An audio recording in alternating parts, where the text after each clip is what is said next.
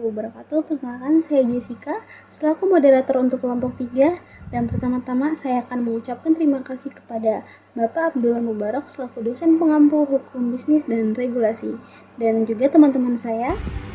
Saya Alista Naila sebagai pemateri 1. Perkenalkan, nama saya Putri Kejana Uli Aritonang dari kelompok 3 sebagai pemateri kedua.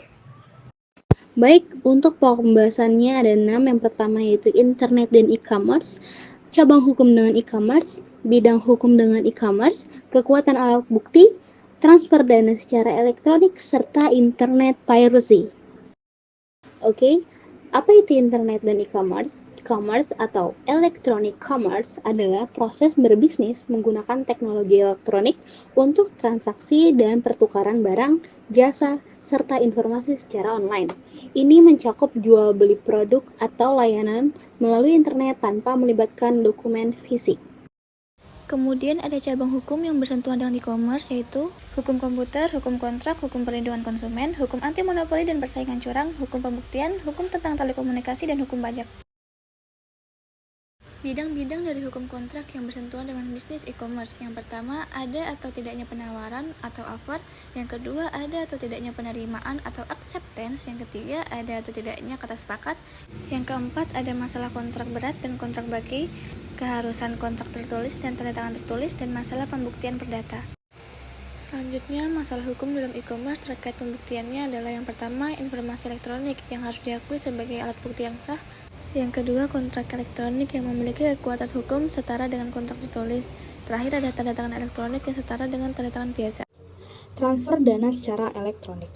Transfer dana elektronik menggantikan sistem berbasis kertas dengan pesan elektronik via telex, swift, komputer to komputer.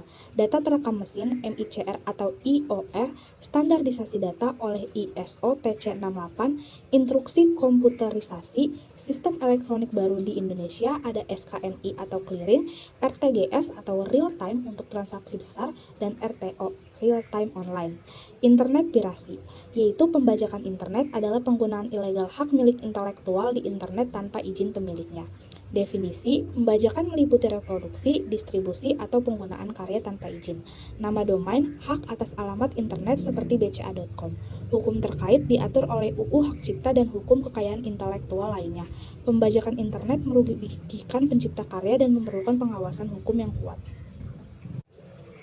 Kesimpulan, e-commerce adalah kegiatan jual beli dan tukar informasi lewat internet tanpa perlu kertas.